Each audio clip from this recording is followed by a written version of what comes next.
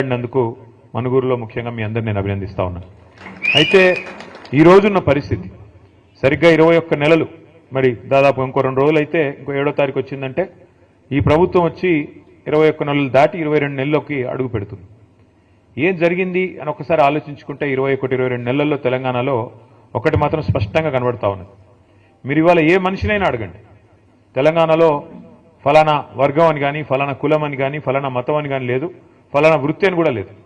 ఏ ఒక్కరిని మీరు తట్టి అడిగినా ఎట్లా ఉంది ప్రభుత్వం అని అడిగితే అందరూ స్ట్రెయిట్గా ఒక్కటే మాట చెప్తున్నారు, అప్పుడే బాగుంది, ఆనాడు కేసీఆర్ గారు ఉన్నప్పుడే బాగుండేది, ఈ ప్రభుత్వం వచ్చినాక అంత అగమ్యగోచరంగా ఉంది అనే మాట ఇవాళ ప్రతి ఒక్క మనిషి నుండి కూడా వినబడతా ఉంది. ముఖ్యంగా నేను గమనిస్తా ఉన్నది రైతుల్లో. ఇప్పుడే నేను కాంతారావు గారిని అడుగుతా ఉన్నా, అన్న మరి కొత్తగూడెం జిల్లాలో యూరియా సమస్య ఎట్లా ఉంది, యూరియా ఉందా సమస్య లేదా అంటే భయంకరంగా ఉందన్న, యూరియా సమస్య కాదు సంక్షోభం, అది ఆ స్థాయిలో భయంకరంగా ఉంది, రాష్ట్ర వ్యాప్తంగా ఉన్నట్టే మా దగ్గర కూడా తీవ్రంగా రాత్రికే వచ్చి లైన్లు కడుతున్నారు, ఉదయం 3 గంటలకు వస్తున్నారు, చివరి కొంతమంది అక్కడనే పడుకుంటున్నారు, ఆ పరిస్థితి వచ్చింది. ఎన్నికలకు ముందేమో హామీల జాతర, ఎన్నికల తర్వాత ఏమో చెప్పుల జాతర అన్నట్టుగా ఇవాళ ఏ పిఎస్సిఎస్ కేంద్రం దగ్గర పోయినా, ఏ సొసైటీ కేంద్రం కాడికి పోయినా చెప్పులు వరుసలో భయంకరంగా కనబడతా ఉన్నాయి. కానీ ఒక్క మాటకు మాత్రం మనం ఒప్పుకోవాలని చెప్తున్నాడు ఇప్పుడే కాంతారావు గారు. ఏంది అదంటే, అన్నాడు రేవంత్ రెడ్డి గారు నిజాయితీగా ముందే చెప్పాడన్నా, ఆనాటి రోజులు తిరిగి తెస్తానన్నాడు, నిజంగానే తెచ్చాడు. ఆనాడు కాంగ్రెస్ పాలనలో ఏ రోజులైతే ఉండేదో ఆ రోజులు మళ్ళీ తెచ్చాడు. మళ్ళీ కరెంట్ సరిగ్గా రావట్లేదు, మళ్ళీ మోటార్లు కాలిపోతున్నాయి, మళ్ళీ ట్రాన్స్ఫార్మర్లు వెళ్ళిపోతా ఉన్నాయి, మళ్ళీ రైతులు చెప్పుల జాతర పెట్టి పరిస్థితి వచ్చింది. వాస్తవంగా చెప్పాలంటే ఆయన నిజాయితీ గల మోసగాడన్నా రేవంత్ రెడ్డి గారు, నిజాయితీగా మోసం చేశాడు, చెప్పి మరీ చేశాడు. ప్రజలు ఆయన చెప్పాడు, ఎలక్షన్లకు ముందే చెప్పాడు, ఆయన కొత్తగా ఈరోజు చెప్తలేడు. రేవంత్ రెడ్డి గారు నిజాయితీగానే మోసం చేసిండు. ఆయన అన్నాడు, ప్రజలు మా చేతుల్లో మోసపోవాలనే కోరుకుంటారు. మీరు చూసే ఉంటారు ఆ వీడియో. మరి వాళ్ళు మోసం చేయాలంటే వాళ్ళకి మాట ఇవ్వాలి, మోసం చేయాలి, అదే మేము నేర్చుకున్నామని చెప్పాడు, చేశాడు. నిజానికి మనం ఆనాడు కొంత ఓవర్ కాన్ఫిడెంట్గా కూడా పోయాం. కేసీఆర్ గారు ఆయన ప్రభుత్వం చేసిన పని 10 ఏళ్ల పాటు బహుశా భారతదేశంలో 78 సంవత్సరాల్లో ఎక్కడా కూడా ఏ ప్రభుత్వం కూడా అంత తీవ్ర స్థాయిలో 10 ఏళ్లలో ఇంత అద్భుతమైన ఫలితాలు సాధించలేదు. మీకు 2 చెప్తాను నేను. ఒకటి, మన రాష్ట్రం రాకముందు గోదావరిలో, కృష్ణలో మన నీటికి సంబంధించి పెద్ద ఎత్తున పోరాటాలు జరిగినా ఎన్నడూ ప్రాజెక్టుల నిర్మాణం జరగలేదు, మన బీళ్ళకి గోదావరి నీళ్ళు రాలేదు, కృష్ణా నీళ్ళు రాలేదు. అదే కేసీఆర్ ప్రభుత్వం వచ్చిన తర్వాత ఏం జరిగిందో నాకంటే బాగా మీకే తెలుసు. 2014కి పూర్వం తెలంగాణ రాష్ట్రం, తెలంగాణ ప్రాంతం, ఆనాడు రాష్ట్రంగా లేదు కాబట్టి ప్రాంతం, భారతదేశంలో మన ర్యాంకు 2014లో 14వ ర్యాంకు. ఏది? వ్యవసాయ ఉత్పత్తుల్లో, వ్యవసాయ దిగుబడుల్లో, వ్యవసాయ ఉత్పత్తుల్లో, ముఖ్యంగా మన కాడ పండే వరిలో ఆనాడు మన ర్యాంకు 14. భారతదేశంలో 28 రాష్ట్రాలుంటే మనం సగంలో ఎక్కడో ఉన్నాం. అదే కేసీఆర్ గారి నాయకత్వంలో ఒకవైపు గోదావరిలో, మరొక వైపు కృష్ణానదిలో ప్రతి నీటి బొట్టును ఒడిసిపట్టి మీ ఖమ్మం జిల్లాలో సీతారాం అయితేనేమి, అట్లాగే మొత్తం ఉత్తర తెలంగాణలో గోదావరి నది మీద కాళేశ్వరం ప్రాజెక్ట్ అయితేనేమి, దక్షిణ తెలంగాణలో మరి పాలమూరు రంగారెడ్డి ఎత్తిపోతల పథకం అయితేనేమి, ఇట్లా ఒక్కొక్క నీటి బొట్టును ఒడిసిపట్టి మరి ఎట్లా మన వీళ్లకు మళ్లించాలని ఒక తపనతో చేసిన పని వల్ల మనం 14వ స్థానం నుంచి నంబర్ 1 స్థానానికి 2022వ సంవత్సరంలో చేరుకున్నాం. ఇది సామాన్యమైన ఫీట్ కాదు, ఏదో డైలాగులతోనో ఊగదంపుడు ఉపన్యాసాలతోనో అయిపోయే పని కాదు. మీకు అర్థం కావడానికి చెప్తా ఉన్నా. తెలంగాణలో జరిగిన ఎఫర్ట్ ఏంటి అంటే, కేసీఆర్ నాయకత్వంలో తెలంగాణ భూభాగం కనుక మీరు ఒకసారి అధ్యయనం చేస్తే ఎట్లా ఉంటుందంటే, ఎందుకంటే మీరంతా ఆలోచన పరులు, 10 మందికి చెప్పగలిగిన శక్తి ఉన్నవాళ్ళు, ముఖ్యంగా కార్మిక సంఘాల్లో విస్తృతంగా పనిచేసేవాళ్ళు కాబట్టి మీకు ధారణా శక్తి కూడా ఎక్కువ ఉంటుంది. అందుకే నేను చెప్పే ప్రయత్నం చేస్తా ఉన్నాను. తెలంగాణ భూభాగం ఎట్లా ఉంటుంది అంటే, మనకు సామాన్యుడి భాషలో అర్థం కావాలి అంటే, ఇట్లా ఒక గుడిసె తరహాలో ఉంటుంది తెలంగాణ భూభాగం. ఒక గుడిసెలాగా ఈ షేప్లో ఉంటుంది. ఒక వరుస నుంచి గోదావరి, ఒక వరుస నుంచి కృష్ణ, 2 పారుతూ ఉంటాయి. గోదావరి మనకు సముద్ర మట్టానికి దాదాపు ఒక దగ్గర 80, ఒక దగ్గర 90, ఒక దగ్గర 100, ఒక దగ్గర 120 ఆ స్థాయిలో, ఆ మీటర్లలో ప్రవహిస్తుంది. ఇంకోవైపు కృష్ణ కూడా 110, 120, 130, 140 ఆ స్థాయిలో ప్రవహిస్తుంది. ఇప్పుడు మనం ఎక్కడైతే కూర్చున్నామో గజ్వేల్, ఇది దాదాపు 600 మీటర్ల పైన ఉంటుంది ఈ ప్లేస్, 600 మీటర్లు. పక్కనే మీరు వచ్చినప్పుడు కొండపోచమ్మ సాగర్ అనే రిజర్వాయర్ చూసింటారు, అది 618 మీటర్ల మీద ఉంటుంది ఆ రిజర్వాయర్. అట్లాగే హైదరాబాద్ మహానగరం 535 మీటర్ల మీద ఉంటుంది. కిందికి పోతే మిడ్ మానేర్ అనేది 350 మీటర్ల మీద ఉంటుంది. ఎందుకు చెప్తా ఉన్నా ఇదంతా అంటే ఇప్పుడు మీరందరికీ వ్యవసాయం పట్ల కనుక అభిరుచి ఉన్నా, వ్యవసాయం పట్ల కనీసం అవగాహన ఉన్నా మీకు తెలుసు. ఒక రైతు తన పొలంలో బోర్వెల్ వేస్తే బోరుకు మరి గ్రౌండ్ వాటర్ లాగాలి, భూమి అడుగులో ఉన్న నీళ్ళని పైకి లాగాలి అంటే బోరింగ్ వేసి, పైపింగ్ వేసి, కేసింగ్ వేసి మొత్తానికి మోటార్ పెట్టి నీళ్లు గుంజాల. 3 HP మోటారో 5 HP మోటారో ఇంకా పెద్ద మోటారో పెట్టి మొత్తాన్ని నీళ్లు లాగుతాం పైకి. అట్లాగే కేసీఆర్ గారు చేసిన ప్రయత్నం ఏంటి అంటే తెలంగాణలో గోదావరిలో సమృద్ధిగా నీళ్లు ఎక్కడ దొరుకుతాయి అధ్యయనం చేసి మేడిగడ్డ అనే ప్రాంతంలో కాళేశ్వరం దగ్గర అక్కడైతే 365 రోజులు నీళ్లుంటాయి. తెలంగాణలో కరువు వచ్చినా ఇంకేం వచ్చినా అక్కడ మాత్రం నీళ్లు ఎప్పటికీ ఉంటాయనే ఆలోచనతో మేడిగడ్డ నుంచి అక్కడ 80 మీటర్లు గోదావరి ప్రవాహం, ఇక్కడ మనం కూర్చున్న కాడ 600 మీటర్లు, అక్కడి నుంచి నీళ్లు ఒడిసి పట్టి రోజుకి ఎన్ని నీళ్లు తెలుసా? మీరు హైదరాబాద్ చూసే ఉంటారు కదా, అందరూ ట్యాంక్ బండ్ చూసినారా? హుసేన్ సాగర్ ఉంది కదా, Hussain Sagar 1 TMC, Hussain Sagar capacity 1 TMC మొత్తం ఫుల్గా ఉంటాయి. ఈరోజు కేసీఆర్ గారు చేసిన కాళేశ్వరం ప్రాజెక్టు వల్ల జరిగింది ఏమంటే మేడిగడ్డ దగ్గర 80 మీటర్ల స్థాయి నుంచి 618 మీటర్లు ఉన్న కొండపోచమ్మ కాడికి రోజుకు 2 హుసేన్ సాగర్లు, ఒకటి కాదు 2 TMCల నీళ్లను తీసుకొచ్చే అద్భుతమైన ప్రాజెక్టు కాళేశ్వరం ప్రాజెక్టు. ఒక రైతు బావిలో మన పొలంలో బోర్వెల్ వేస్తే ఎట్లయితే నీళ్లు పైకి లాగుతామో మోటార్ పెట్టి, అట్లాగే మరి రోజుకు 2 హుసేన్ సాగర్లో బట్టి నీళ్లు పైకి తోడాలంటే ఒక బకెటేసి లాగలేం కదా. పెద్ద బాహుబలి మోటార్లు పెట్టి 140 మెగావాట్ల మోటార్ ఒక్కొక్కటి, అట్లాంటి 21 పంప్ హౌజులు, 19 సబ్స్టేషన్లు ఉన్నాయి కాళేశ్వరం సిస్టంలో. దానివల్ల అక్కడ గోదావరి 80 మీటర్ల నుంచి తీసుకొని ఒక్కొక్క స్టేజ్ ఎక్కిస్తూ మధ్యలో 300 మీటర్ల కాడికి మిడ్మానర్ తెచ్చి అక్కడి నుంచి పైకి తెచ్చి అట్లా 15 రిజర్వాయర్లు, అట్లా 19 పంప్ హౌజులు, 21 సబ్స్టేషన్లు, 100 కిలోమీటర్ల గ్రావిటీ మన సొరంగ మార్గాలు, 1000 కిలోమీటర్ల గ్రావిటీ ఛానల్స్, ఇవన్నిటి సమాహారం కాళేశ్వరం. 3 బ్యారేజీలు, ఇవన్నిటి సమాహారం కాళేశ్వరం. అట్లాంటి ప్రాజెక్టు కాళేశ్వరం ప్రపంచంలోనే అతి పెద్ద లిఫ్ట్ ఇరిగేషన్ ప్రాజెక్ట్ ఎక్కడ ప్రపంచంలో, భారతదేశంలో కాదు, ఎక్కడ ఉంది అంటే మన తెలంగాణలో ఉంది. దాని పేరు కాళేశ్వరం. ఇవాళ కేసీఆర్ గారు చేసిన బృహత్ ప్రయత్నం వల్ల, భగీరథ సంకల్పం వల్ల మరి అప్పుడెప్పుడో శివుడు గంగను భూమి నుంచి దివికి దింపారంటారు, ఇది ఆకాశం నుంచి కిందికి తీసుకొచ్చారంటారు. కానీ కేసీఆర్ గారు చేసింది ఏం తెలుసా? కింది నుంచి మీదికి తీసుకొచ్చి ఇవాళ 80 మీటర్ల నుంచి 618 మీటర్లకు తెచ్చితే దానివల్ల ఏం జరిగింది? ఒక రైతుల పొలాలకు నీళ్లు మాత్రమే కాదు, మార్గమధ్యంలో ఉండే అన్ని గ్రామాలు, అన్ని పట్టణాలకి మంచినీళ్ళు. అట్లాగే ఇప్పుడే నేను మీకు చెప్పాను, హైదరాబాద్ మహానగరం 535 మీటర్ల మీద ఉంటుంది. ఇప్పుడు మనం కూర్చున్న ప్రాంతం కొండపోచమ్మ సాగర్ 15 TMCల సామర్థ్యం, అంటే 15 హుసేన్ సాగర్ల సామర్థ్యం. కొద్దిగా కిందికి పోతే మల్లన్న సాగర్ 50 TMCల సామర్థ్యం, అంటే 50 హుసేన్ సాగర్లతో సమానం. ఈ రెండు కూడా హైదరాబాద్ నెత్తి మీద కుండబెట్టినట్టే. ఈ రెండు శాశ్వతంగా హైదరాబాద్ అనే మహానగరానికి ఇవాళ 1 కోటి జనాభా ఉన్నారు. రేపు 3 కోట్లైనా ఇబ్బంది లేకుండా రాబోయే 50 సంవత్సరాలు హైదరాబాద్ మహానగరం యొక్క తాగునీటి గురించి కూడా ఆలోచించిన ఒక దార్శనికుడు, విజనరీ లీడరు మన నాయకుడు కేసీఆర్ గారు. తాగునీరు, సాగునీరు, మార్గమధ్యంలో ఉండే ఇండస్ట్రీలకు నీళ్లు, ఇన్ని రకాలుగా ఆలోచన చేసి ఆ గోదావరిలోని ప్రతి నీటి బొట్టును ఒడిసిపట్టి నీళ్లు తీసుకొస్తే ఇవాళ ఆ కేసీఆర్ గారి మీద CBI కేసు. మాట్లాడితే తెల్లారులేస్తే బీజేపీ, కాంగ్రెస్ కత్తులు దూస్తారు. రాహుల్ గాంధీ గారు ఏమంటారు? CBI అనేది మోడీ గారు జేబు సంస్థ అంటాడు. మరి ఇక్కడ రేవంత్ రెడ్డి గారు ఏమంటున్నారు?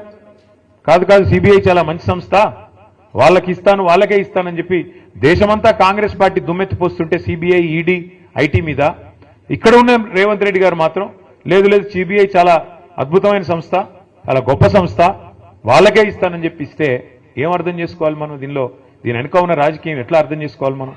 ఇందాక జగదీష్ రెడ్డి గారు చెప్పింది అక్షర సత్యం.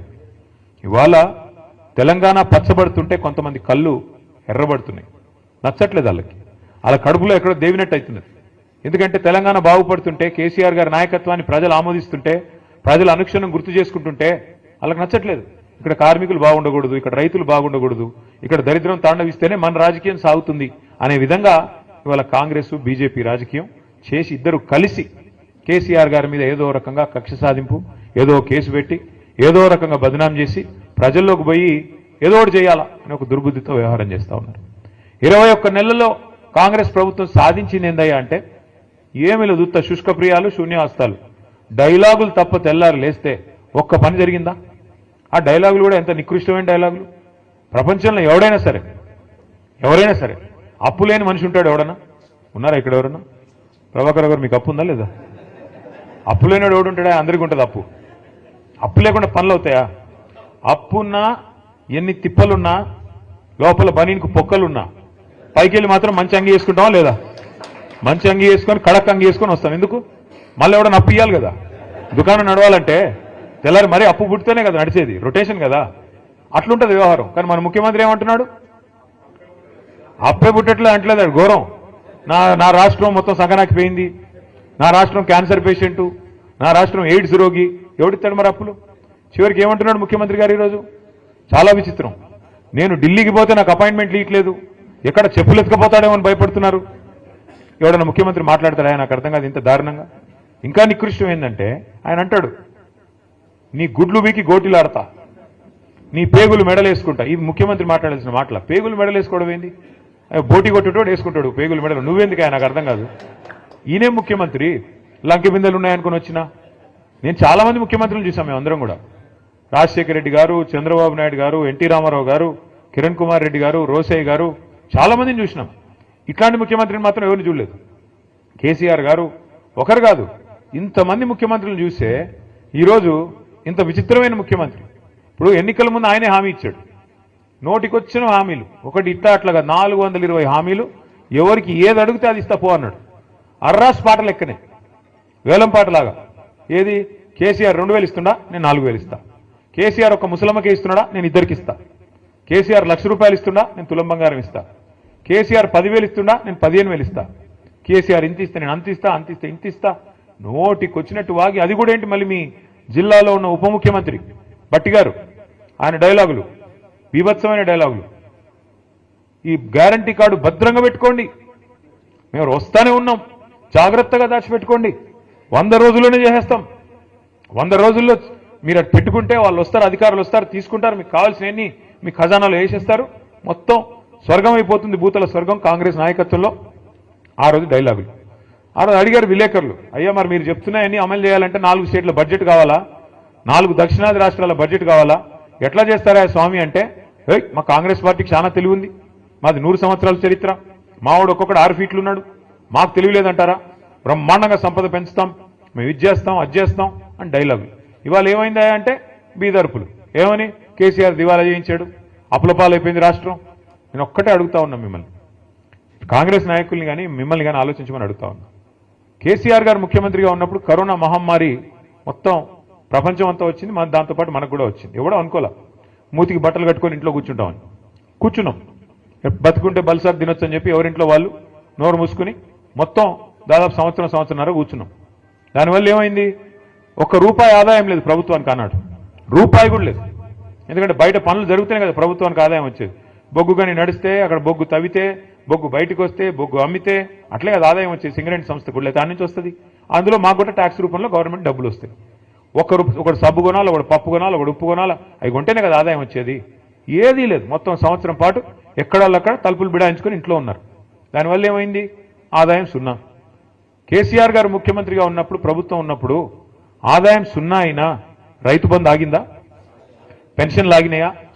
కళ్యాణ లక్ష్మి ఆగిందా? షాదీ ముబారక్ ఆగిందా? పంటల కొనుగోలు ఆగినాయా? అంటే జీతాలు ఆగినాయా? కొద్దిగా ఆలస్యంగా పడ్డాయేమో, ఆగలేదు కదా. దమ్మున్న నాయకుడుంటే, దమ్మిడి లేకపోయినా సంక్షేమ పథకాలు ఆగవు. ప్రభుత్వం చిత్తశుద్ధి గల ప్రభుత్వం ఉంటే పనులు చేస్తారు తప్ప సాకులు వెతకదు. ఈ సన్నాసులు వీళ్ళకి పని చేయడం చేత కాదు, వాళ్ళ ప్రభుత్వం నడపడం చేత కాదు. ఎంతసేపు ఢిల్లీకి మూటలు పంపాలా, పదవులు కాపాడుకోవాలా తప్ప ఇంకో సోయి లేదు. ఏం చేయాలి మరి? తెల్లారెత్తే కేసీఆర్ని తిట్టాలి. తిడితే చివరికి ఆఖరి పార్లమెంట్లో కూడా మన వాళ్ళ బీజేపీ ఎంపీఏ రఘునందన్ రావు అని బీజేపీ ఎంపీ ఉంటే ఆయన ప్రశ్న వేసినాడు పార్లమెంట్లో. ఏమని? అసలు తెలంగాణలో అప్పులు ఎంత అని కేంద్ర ప్రభుత్వాన్ని అడిగినాడు. కేంద్ర ప్రభుత్వం కుండబద్దలు కొట్టినట్టు చెప్పింది. మొత్తం లెక్కలు controller and auditor general, finance department వాళ్ళందరిని అడిగి తీసుకొని కుండబద్దలు కొట్టినట్టు చెప్పింది. 10 ఏళ్లలో కేసీఆర్ ప్రభుత్వం చేసిన అప్పు, వదిలిపెట్టిపోయిన అప్పు 3.5 లక్షల కోట్లు. అందులో కేసీఆర్ గారు రాకంటే ముందే 72,000 ఉంది, ఆయన వచ్చినాక 2,80,000 కోట్ల అప్పు చేసినాడు. ఇది మాత్రమే అప్పు అంటూ మన కేంద్ర ప్రభుత్వం స్పష్టంగా పార్లమెంట్లో చెప్పింది. అయినా సిగ్గులేదు. కేంద్ర ప్రభుత్వం పార్లమెంట్లో చెప్పిన సిగ్గు ఎంత మాత్రం లేదు కాంగ్రెస్ వాళ్ళకి. ఒకడు 6 లక్షలు అంటాడు, ఇంకొకడు 7 లక్షలు అంటాడు, ఇంకోటి 8 లక్షలు. ఎవడికి నోటికి ఎంత వస్తే అంత, ఎంత ఎంత వస్తే ఎంత తోస్తే ఎక్కడ ఉంటే అక్కడ నోటికి ఎంత వస్తే అంత మాట్లాడుతూ ఉన్నారు. ఆధారం ఏంది, ప్రామాణికమైంది, పత్రం ఏంటంటే ఎవరి దగ్గర ఏం లేదు. నోటికి ఎంత వస్తే అంత మాట్లాడాలా, అదరగొట్టాలా, ఉపన్యాసాలు ఇవ్వాలా, మీడియాను మేనేజ్మెంట్ చేసుకోవాలా, ప్రజల్ని మోసం చేయాలా, మళ్ళీ ఇటుగా వ్యవహారం నడిపిస్తూ ఉండాలి. ఏం చేస్తున్నారు సక్సెస్ఫుల్గా వాళ్ళ మీదికి రాకూడదు దృష్టి. అందుకే ఏం చేస్తున్నారు, 6 గ్యారంటీలు ఎవరు అడగొద్దు, సింగరేణిలో ఇచ్చిన హామీలు మీరు అడగొద్దు. ఏం చేయాలి మరి, ఏదో డైవర్షన్ గేమ్ ఆడాలి. ఓ రోజు కాళేశ్వరంలో కేసీఆర్ అరెస్ట్, సిబిఐ అని కొన్ని రోజులు టైంపాస్. ఫార్ములా ఈలో కేటీఆర్ అరెస్ట్, వేసుకోపోతున్నారు, ఇప్పుడు వేసుకోపోతున్నారు, ఇంకో గంటలు వేసుకోపోతారు. ఇక తర్వాత రెగ్యులేటరీ విద్యుత్ దానిలో జగదీష్ రెడ్డి అరెస్ట్.